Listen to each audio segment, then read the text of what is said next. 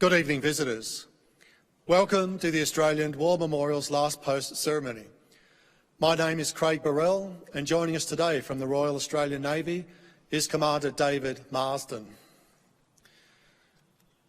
We warmly welcome the family of Private Francis George Gilby, whose story will be told shortly. We're also honoured to acknowledge the athletes participating in the Invictus Games tryouts this week in Canberra. We welcome the veterans who have served, those that are still serving, and the families that support them. We acknowledge the members of RSL and Services Clubs Association, RSL Victoria and RSL Queensland, who are watching the broadcast of this ceremony around Australia. During this evening's ceremony, wreaths will be laid at the base of the Pool of Reflection by family and visitors. Please stand and join in singing the National Anthem.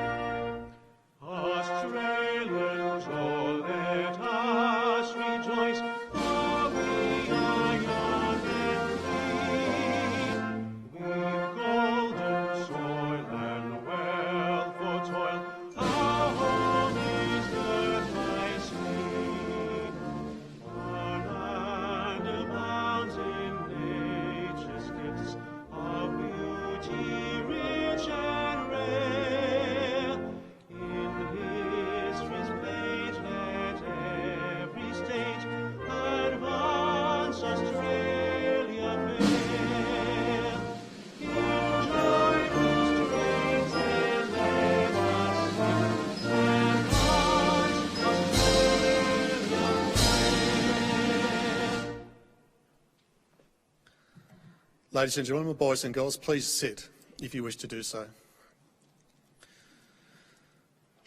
The Australian War Memorial was the vision of Charles Bean, Australia's First World War official historian. Bean landed with the Australian troops on Gallipoli and stayed with them at the front through to the end of the war. The idea of this national memorial and museum came to him at Pozières, France, in the depths of the bloody fighting of 1916. Bean's idea was that this would be a place where families and friends could mourn their loved ones buried in faraway places. It would also be a place that could help all Australians understand what these men and women had endured and what they had done for us. Bean's vision, to which we remain true, is best expressed as inscribed in the entrance to the memorial's galleries. Here is their spirit in the hearts of the land they loved, and here we guard the record which they themselves made. Tonight, we will read the story behind just one of those on the Roll of Honour, which lists the names of more than 102,000 men and women who have given their lives for us in war and operations for more than a century. But first, we present a lament, Flowers of the Forest. Wreaths or floral tributes will now be laid at the base of the Pool of Reflection.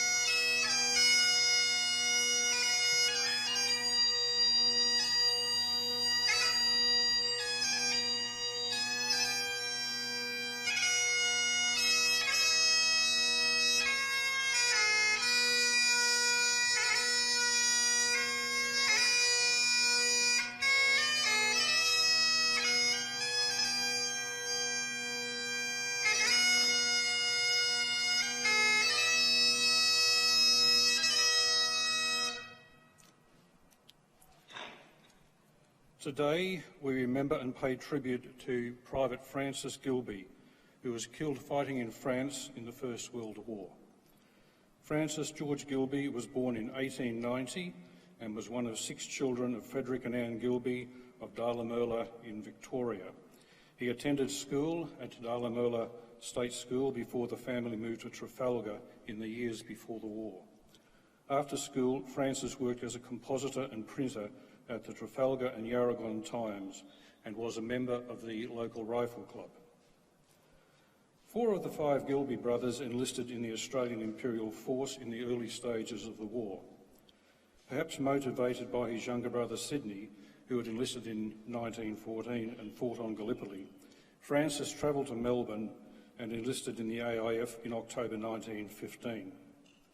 After several months training at Broadmeadows Camp on the edge of the city, he embarked for Egypt with a reinforcement group for the 7th Battalion.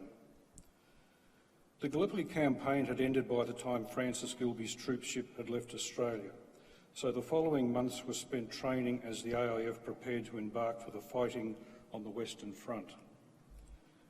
During this time, the AIF effectively doubled in size, with fresh reinforcements from Australia populating the newly raised battalions of the 4th and 5th Divisions.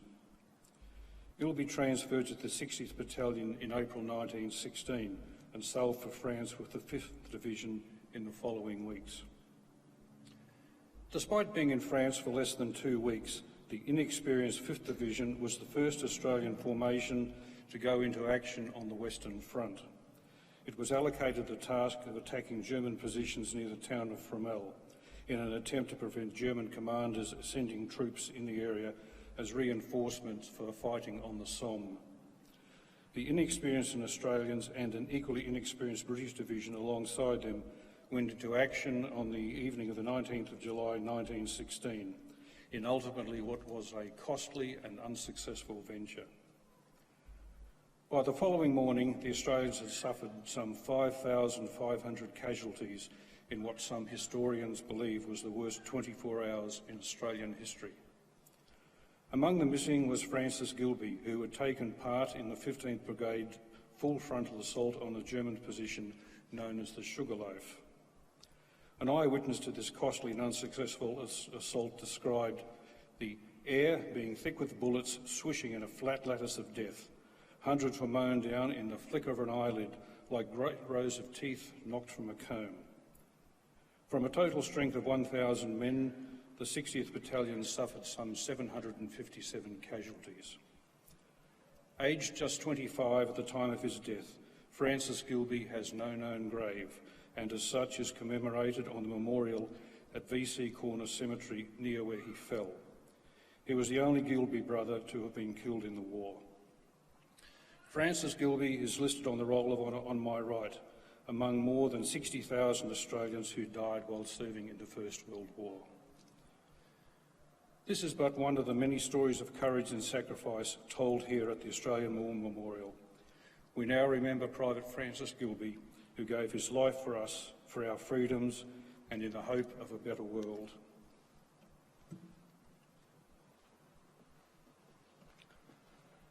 Please stand for the reading of the Ode and the sounding of the last post.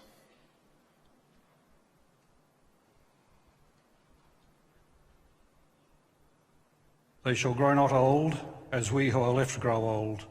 Age shall not weary them, nor the years condemn. At the going down of the sun and in the morning, we will remember them.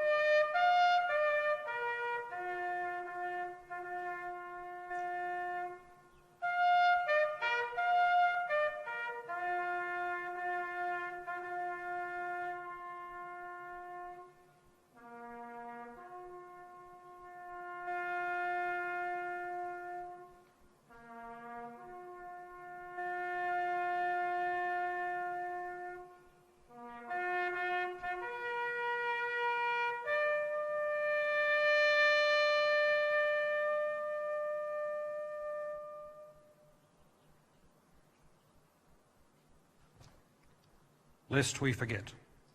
Lest we forget.